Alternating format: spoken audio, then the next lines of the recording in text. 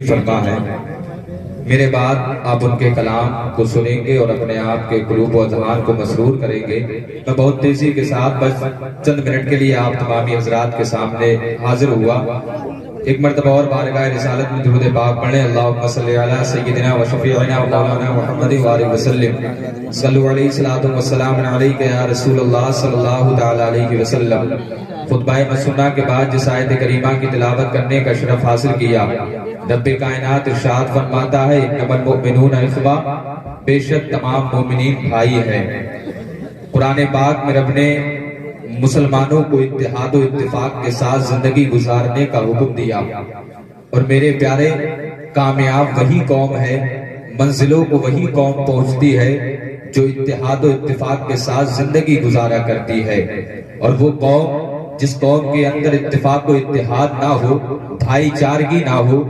اخوت و مرفت کا کوئی دور دور تک نام و نشان نہ ہو، تو وہ قوم دنیا میں ذلیل و خوار ہو جاتی ہے۔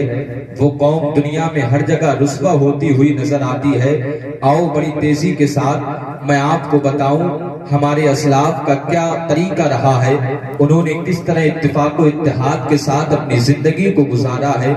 ان کی زندگی کے شب و روز کس طرح اتفاق کے ساتھ گزرے ہیں۔ حضرت عمر فاروق اعظم رضی اللہ تعالیٰ عنہ کا دور ہے۔ آپ کے دور خلافت میں ایک انسان جو کہیں دوسری جگہ سے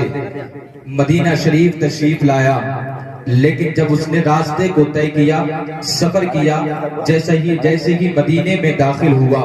ہونے کے بعد اسے تھکاوٹ محسوس ہوئی۔ ایک باغ کے اندر گیا اور جانے کے بعد ایک پیڑ سے اپنے اونٹ کو باندھتا ہے، اور وہی ایک پیڑ سے ٹیک لگا کر کے آرام کرنے لگا۔ بس اس کا آرام کرنا تھا، پیڑ سے ٹیک لگانا تھا کہ اس کی آنکھ لگ گئی۔ تھوڑی دیر نیند آ جاتی ہے، لیکن جیسے ہی نیند سے بیدار ہوا، نیند سے اٹھتا ہے، کیا دیکھتا ہے جس جگہ اونٹ باندھا تھا وہاں پر اونٹ کا نام و نشان نہیں ہے، اونٹ معلوم نہیں پڑ رہا۔ اپنی جگہ سے اٹھا، اٹھنے کے بعد اونٹ کو ادھر ادھر تلاش کرنے لگا، اونٹ کو ادھر ادھر ڈھونڈنے لگا، لیکن کہیں اونٹ کا پتہ نہ ملا۔ اچانک ایک باغ کے اندر داخل ہوا، دیکھتا کیا ہے کہ اس کا اونٹ جو گم ہو گیا تھا باغ کے اندر ہے۔ جیسے ہی باغ میں داخل ہوا ہے، باغ والے نے دیکھا کہ اس کے باغ کے اندر اونٹ آ گیا ہے۔ اس نے ایک بڑا سا پتھر لیا، لینے کے بعد اونٹ کو مارا۔ جیسے ہی اونٹ کی طرف اس پتھر کو پھینکتا ہے، وہ پتھر آ کر کے اونٹ کی آنکھ میں لگا۔ پتھر کا لگنا تھا، اونٹ کی آنکھ باہر نکل پڑی ہے، اونٹ کی آنکھ باہر نکل آتی ہے۔ اب انسان نے جب اس نے یہ دیکھا کہ اس نے میرے اونٹ کو نقصان پہنچایا ہے، اس نے بھی ایک پتھر اٹھایا اور اٹھا کر کے اس انسان کی طرف پھینکا، لیکن وہ انسان ضعیف تھا، کمزور تھا، بڑھاپے کی منزلوں کو پہنچ چکا تھا، پتھر کی چوٹ کی تاب نہ لا سکا۔ جیسے کہ اس کے سر پر پتھر پڑا، اور جیسے کہ اس کے سر پر پتھر پڑا، اس کی روح اس کے جسم سے نکل جاتی ہے، وہ موت کی آغوش میں جا کر کے سو جاتا ہے۔ اس بوڑھے انسان کے دو بیٹے جو باغ میں رہ کر کے باغ کی رکھوالی کر رہے تھے، دوڑتے ہوئے اس کے پاس آئے ہیں۔ آنے کے بعد اس کے ہاتھوں کو پکڑا ہے اور پکڑ کر کے بارگاہ عمر فاروق اعظم میں لے کر کے آئے ہیں، اور عرض کرتے ہیں اے امیر المومنین، یہ وہ انسان ہے جس نے ہمارے بوڑھے باپ کو قتل کیا ہے، یہ وہ انسان ہے جس کے ہاتھوں ہمارے بوڑھا باپ مارا گیا ہے۔ اے امیر المومنین، اس کو سزا دی جائے، اس کو پھانسی کا حکم سنایا جائے۔ حضرت عمر ارشاد فرماتے ہیں انسان یہ بتا، یہ دونوں جو باتیں کر رہے ہیں، کیا واقعی تو نے ایسا کیا ہے کیا واقعی تو نے اس کے باپ کو مارا ہے؟ ابھی انسان کہتا ہے، یہ مسافر عرض کرتا ہے، یہ مسافر کہنے لگا اے امیر المومنین، میں نے ضرور ان کے باپ کی طرف پتھر پھینکا تھا، لیکن پتھر پھینکنے سے میرا ارادہ اس کو مارنا نہ تھا، اس کو موت کے گھاٹ اتارنا نہ تھا، غیر ارادی طور پر اس کا قتل ہو گیا ہے۔ حضرت عمر فاروق اعظم کہتے ہیں اب تو نے اپنے جرم کا اقرار کر لیا ہے، اب تو نے اپنے جرم کو قبول کر لیا ہے، تیری سزا یہ ہے کہ اسلام میں خون کا بدلہ خون سے دیا جاتا ہے، اسلام میں خون کا بدلہ خون سے ادا کیا جاتا ہے۔ اب تجھے بھی پھانسی پر چڑھایا جائے گا، تجھے بھی سولی دی جائے گی۔ اب جیسے کہ عمر فاروق اعظم کے فرمان کو سنا ہے، یہ انسان کہتا ہے اے عمر فاروق اعظم، اسلام کا قانون میں مانتا ہوں، اسلام کے قانون کو سر تسلیم، اسلام کے قانون کے لیے اپنے سر کو خم کرتا ہوں، لیکن اے عمر فاروق आज़म, ऐ अमीर उल-मोमिनीन, मेरी गुजारिश इतनी थी है कि मुझे 3 दिन की मोहलत दी जाए कि मैं अपने घर जाऊं। और जाने के बाद जब मेरे बाप ने इस दुनिया को खैराबाद किया था, मेरा बाप जब इस दुनिया को छोड़ कर गया था तो कुछ तरका छोड़ करके गया था, कुछ मालो दौलत छोड़ करके गया था,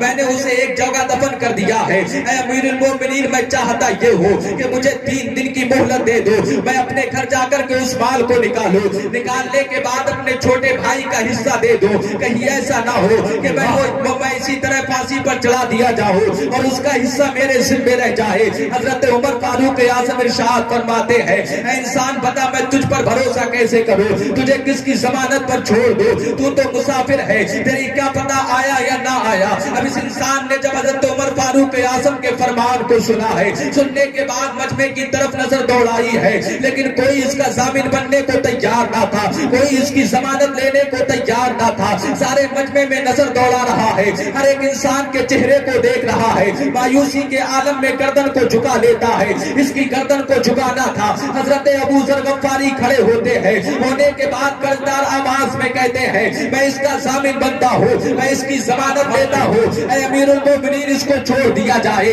इसे 3 दिन की मोहलत दे दी जाए, इसे 3 दिन की रुखसत दे दी जाए। हजरत उमर फारूक आज़म इरशाद फरमाते हैं, ऐ अबू जर गफ्फारी ये बताओ क्या तुम वाकई इसकी जमानत देते हो। हजरत अबू जर गफ्फारी कहते हैं, ऐ अमीरुल मोमिनीन मैं वाकई इसकी जमानत लेता हूँ। अब इस मुसाफिर ने हजरत अबू जर गफ्फारी के चेहरे को देखा है, देखने के बाद कहता है, आप मेरी जमानत दे रखे हैं, आप ना मुझे जानते हैं ना पहचानते हैं, फिर भला क्यों मेरी जमानत दे रखे हो। उमर फारूक आज़म जैसे कि इस इंसान ने इतना कहा है, हजरत अबू जर गफ्फारी इरशाद फरमाते हैं, ऐ इंसान ये बता तू मुसलमान है कि नहीं, तू नबी का कलमा पढ़ता है कि नहीं, तू भी तो उस नबी का उम्मती है जिस नबी का उम्मती मैं हूँ। तेरी जान पहचान के लिए इतना काफी है, तेरी जान पहचान के लिए इतना काफी है। अभी इंसान बार गए उमर फारूक आज़म से उठा है, उठने के बाद अपने घर गया है, पहला दिन गुजरा है, दूसरा गुजर गया है, तीसरा गुजरने वाला है, असर का वक्त हो गया है, उमर फारूक आज़म का दरबार लग गया है, तमाम लोग बैठे हुए हैं, मजमा भरा हुआ है, मदीने का हर फर्द बैठा हुआ है और उस इंसान की राह को तक रहा है। हजरत उमर हजरत अबू जर गफ्फारी बैठे हैं, लोग कभी हजरत अबू जर गफ्फारी के चेहरे को देखते हैं, कभी डूबते हुए सूरज को देखते हैं, कभी नजर हजरत अबू जर गफ्फारी के चेहरे पर है, कभी डूबते हुए सूरज पर है। हर इंसान ये सोच रहा था कहीं ऐसा ना हो जो मुसाफिर 3 दिन का वादा करके गया है, अगर ना आया तो आज उसके बदले में हजरत अबू जर गफ्फारी को सूली पर चढ़ाया जाएगा, उन्हें फांसी दी जाएगी, उनके बच्चे यतीम हो जाएंगे, उनकी बीवी दागे मुफारकत बर्दाश्त न कर सकेगी। हजरत अबू जर गफ्फारी को लोग देख रहे हैं, डूबते हुए सूरज को देख रहे हैं, सूरज डूबने के करीब आता है, अचानक लोगों ने एक आवाज सुनी कि कोई कहने वाला कह रहा था, ऐ अमीरुल मोमिनीन अबू जर गफ्फारी को कुछ न करना, उन्हें फांसी की सजा न सुनाना, मैं आ गया हूँ, मैं आपकी बारगाह में आ चुका हूँ। लोगों ने पीछे नजर देखी है, जैसे कि पीछे मुड़ करके देखा है, क्या देखते हैं वही इंसान जो 3 दिन पहले वादा करके गया था, वो बारगाह उमर फारूक आज़म में आ गया है। आने के बाद अर्ज करता है, हुजूर मुझे फांसी दे दीजिएगा, मैं अपना जुर्म कबूल करता हूँ और खुशी से सूली चढ़ जाऊंगा, आप अबू जर गफ्फारी को कुछ न कीजिएगा। हजरत उमर फारूक आज़म इरशाद फरमाते हैं, ऐ इंसान जरा ये तो बता, अगर तू चाहता तो ना आता, अगर तू चाहता तो इस बारगाह में तशरीफ ना लाता, अगर तू चाहता तो मेरे पास ना आता, आखिरकार ये बता तुझे कौन सी चीज खींच करके लाई है। अब उस इंसान का जवाब सुनो, हजरत उमर फारूक आज़म से कहता है, ऐ उमर फारूक आज़म, ऐ अमीरुल मोमिनीन अगर मैं आज ना आता तो अबू जर गफ्फारी को फांसी हो जाती, उनके बच्चे यतीम हो जाते, उनकी बीवी दावत मुबारकत बर्दाश्त न कर पाती, लेकिन इसके साथ साथ दामने इस्लाम पर कयामत तक के लिए दाग लग जाता। लोग कयामत तक ये कहते कि एक नबी का उम्मती, नबी का कलमा पढ़ने वाला, नबी की गुलामी का सबूत पेश करने वाला अपने भाई को फांसी चढ़ाकर चला गया,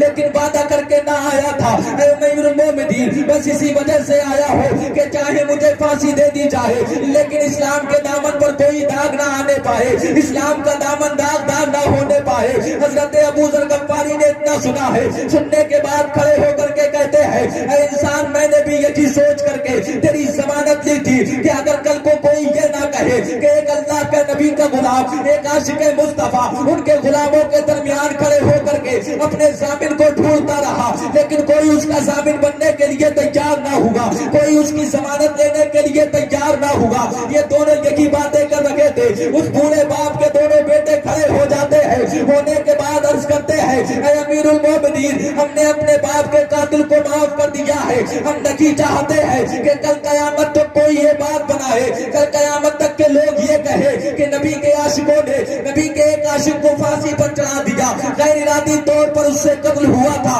لیکن اسے معاف نہ کیا۔ اے امیر المومنین، اے مدینے والے گواہ ہو جاؤ، ہم نے اللہ اور اس کے رسول کی رضا کے لیے اپنے باپ کے قاتل کو معاف کر دیا ہے۔ نعرے تکبیر،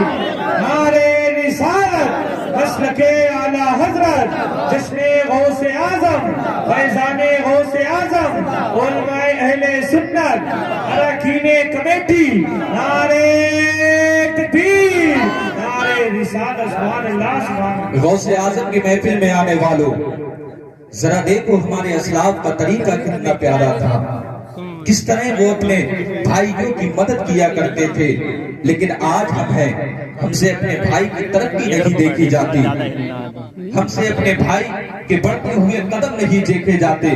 اس کی اونچی منزلوں پر پہنچنا ہم سے نہیں دیکھا جاتا۔ آج ہماری قوم جو دنیا میں ذلیل و رسوا ہے، دنیا میں در در کی ٹھوکریں کھا رہی ہے،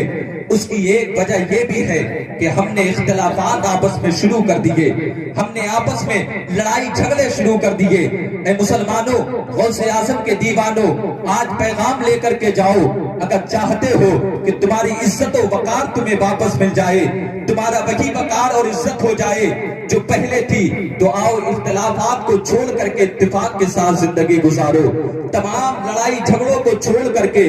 بھائی چارگی کا استعمال کرو، آپس میں ایک دوسرے کا خیال کرو، بھوکوں کو کھانا کھلاؤ۔ میرے غوث فرماتے ہیں کہ مجھے دو باتیں بڑا پسند ہیں، ان میں سے ایک یہ کہ بھوکوں کو کھانا کھلانا اور دوسری یہ کہ اچھے اخلاق۔ میرے پیارے، اللہ کے نبی نے ارشاد فرمایا کہ جس بستی کے اندر کوئی شخص ایسا ہو جس نے رات بھوکے رہ کر کے گزاری ہو، تو ایسے بستی والوں سے لوگ ایسے بستی والوں کے اوپر سے رب کائنات اپنی ضمانت کا وعدہ اٹھا لیا کرتا ہے۔ اے میرے پیارے، آؤ نبی کے اخلاق کو اپناؤ، بھائی چارگی آپس میں اپناؤ، تمام اختلافات کو ختم کرو، اتفاق کے ساتھ زندگی گزارنے کا عہد کر لو، پھر دیکھنا کامیابی تمہارے قدم کس طرح آ کر کے چومتی ہے۔ رب قدیر ہم تمام کو اتفاق و اتحاد کے ساتھ زندگی بسر کرنے کی توفیق عطا فرمائے، ہم تمام کو سیرت مصطفیٰ پر عمل پیرا ہونے کی توفیق عطا فرمائے۔ کلمہ طیبہ پڑھ لے، لا الہ الا اللہ محمد رسول اللہ۔